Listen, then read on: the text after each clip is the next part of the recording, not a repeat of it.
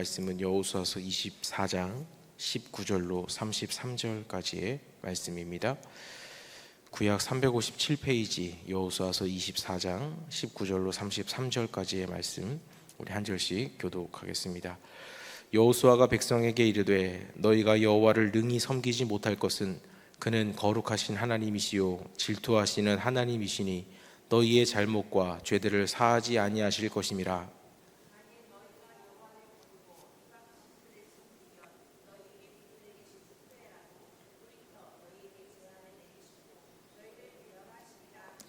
백성이 여호수아에게 말하되 아니니이다 우리가 여호와를 섬기겠나이다 하는지라.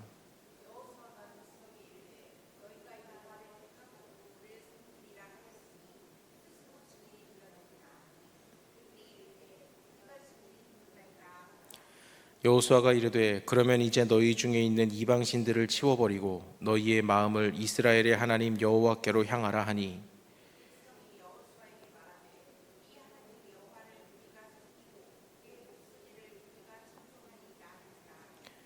그날에 여호수아가 세겜에서 백성과 더불어 언약을 맺고 그들을 위하여 율례와 법도를 제정하였더라.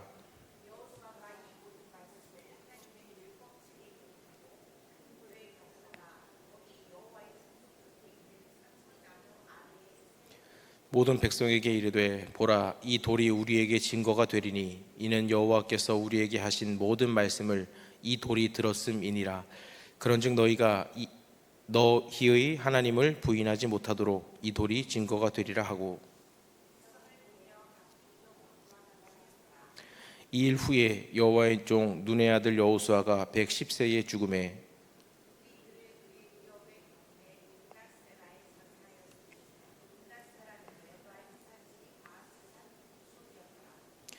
이스라엘이 여호수아가 사는 날 동안과 여호수아 뒤에 생존한 장로들 곧 여호와께서 이스라엘을 위하여 행하신 모든 일을 아는 자들이 사는 날 동안 여호와를 섬겼더라.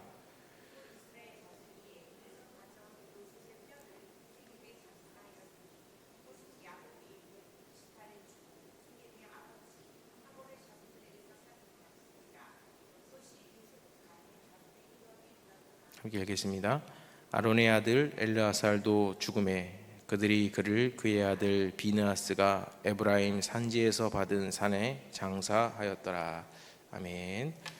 네, 오늘은 하나님만 섬기는 인생이라는 제목으로 하나님의 말씀 증거하겠습니다. 오늘 본문은 이스라엘이 여호수아를 중재자 삼아 언약 체결 의식에 참여하는 장면을 기록하고 있습니다. 여호수아는 세겜에서 이스라엘 백성들과 마지막으로 언약을 갱신하는 중요한 순간을 맞이합니다. 그는 백성들에게 하나님을 섬기는 것이 단순한 선택이 아니라 무거운 책임이 따르는 일임을 강조하며 하나님이 거룩하고 질투하시는 분이심을 상기시킵니다. 이스라엘 백성이 만약 하나님을 버리고 다른 신들을 섬긴다면 하나님께서는 그들에게 선을 행하셨던 것처럼 재앙을 내리실 것이라고 경고합니다. 그러자 백성들은 강하게 결단하며 아니라 우리가 여호와를 섬기겠나이다 라고 대답합니다.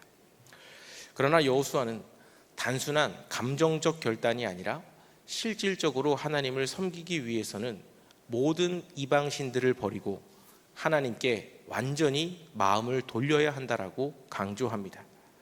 이에 백성들은 다시 한번 우리는 여호와를 섬기고 그의 목소리를 청종하리이다 라고 서약합니다. 여호수아는 백성과 언약을 맺고 그들을 위해 율례와 법도를 제정했습니다. 세겜은 아브라함이 첫 제단을 쌓은 장소로 언약과 관련하여 매우 중요한 의미를 지니는 곳이고요. 여호수아가 제정한 율례와 법도는 모세의 율법을 가리키는 것으로 세겜 언약은 시내산 언약의 갱신이라고 볼 수 있습니다. 이 언약을 증거하기 위해 큰 돌을 가져다가 상수리 나무 아래에 세우고 그것이 이스라엘 백성이 한 서약을 기억하게 할 것이라고 말했습니다. 고대 근동에서 국가 간에 조약을 체결할 때 그 의식 중 하나로 돌기둥을 세웠는데 이것은 증인을 세우는 의미였습니다. 그는 이 돌이 하나님과 백성 사이에 증거가 될 것이므로 그들이 하나님을 배반하지 않도록 스스로 조심해야 한다라고 당부했습니다. 이 모든 일이 마무리된 후 여호수아는 이스라엘 각 지파를 그들의 기업으로 돌려보냅니다. 이후 여호수아는 110세의 나이에 세상을 떠나고 그의 기업인 에브라임 산지 딥나세라에 장사됩니다. 이는 그가 자신의 기업을 끝까지 지켰음을 의미합니다. 성경은 이스라엘 백성들이 여호수아가 살아있을 때뿐만 아니라 그와 함께 했던 장로들이 살아있는 동안까지도 여호와를 충실히 섬겼다라고 말하며 여호수아의 업적을 설명합니다. 한편 요셉의 유해는 이스라엘 자손들에 의해 애굽에서 가져와 세겜에 묻혔습니다. 이곳은 야곱이 오래전에 세겜의 밭을 사두었던 곳으로 요셉이 자신의 뼈를 이곳에 묻어달라고 유언했던 것을 이스라엘 백성들이 실행한 것이었습니다. 이는 하나님께서 조상들에게 약속하셨던 가나안 땅의 소유권이 확정되었음을 보여주는 중요한 상징이 됩니다. 또한 대제사장 엘르아살도 세상을 떠나고 그의 시신은 그의 아들 비느하스가 받은 에브라임 산지의 기브아에 장사됩니다. 여호수아가 모세의 후계자요 선지자라면 엘르아살은 아론의 후계자요 제사장의 모델입니다. 여호수아서가 책을 마감하면서 땅 정복과 분배의 주역인 이 둘의 죽음을 나란히 위치시키는 것은 하나님께서 조상들에게 약속하신 땅이 이제 온전히 이스라엘의 것이 되었음을 보여주는 상징적인 표현입니다. 여호수아가 생의 마지막에 서서 백성들과 언약을 갱신하는 장면은 그가 남겨진 이스라엘 백성에게 끝까지 전해주고 싶었던 것이 무엇인지, 하나님이 그 백성들에게 바라셨던 것이 무엇인지를 보여줍니다. 그는 반복적으로 하나님을 떠나서는 안 된다고 설명합니다. 그냥 떠나지 않는 정도가 아니라 하나님만 섬겨야 할 것을 강조합니다. 여기 나오는 질투하시는 하나님이라는 표현이 중요한데요. 이것은 언약적인 문맥에서 이해되어야 하는 표현입니다. 언약을 통해 이스라엘은 하나님의 신부가 되었습니다. 신부가 된다는 것은 이스라엘이 다른 신을 섬겨서는 안 되고 다른 곳에 마음을 두어서는 안 되고 오직 하나님만 사랑해야 하는 의무가 주어지게 되었음을 말하는 것입니다. 마찬가지로 신랑 되신 하나님의 질투하심은 옹졸한 감정 표현이 아니고 그의 백성을 향한 사랑의 표현입니다. 사랑하지 않으면 질투도 하지 않으니까요. 여호수아는 이것을 언약, 또 언약을 통해 맺는 하나님과의 관계에서 가장 중요한 본질적인 요소로 봤다는 것입니다. 오늘날 우리의 삶에서도 동일합니다. 우리는 하나님을 섬기지만 하나님만 섬기지는 않습니다. 때로 나를 섬길 때도 있고 내 가족을 섬길 때도 있고 돈이나 명예, 쾌락을 섬길 때도 있습니다. 즉 하나님보다 앞서는 것들이 내 삶에 존재한다는 것입니다. 늘 그렇지는 않는다 하더라도 수시로 하나님을 밀어내고 또 잊고 살아갑니다.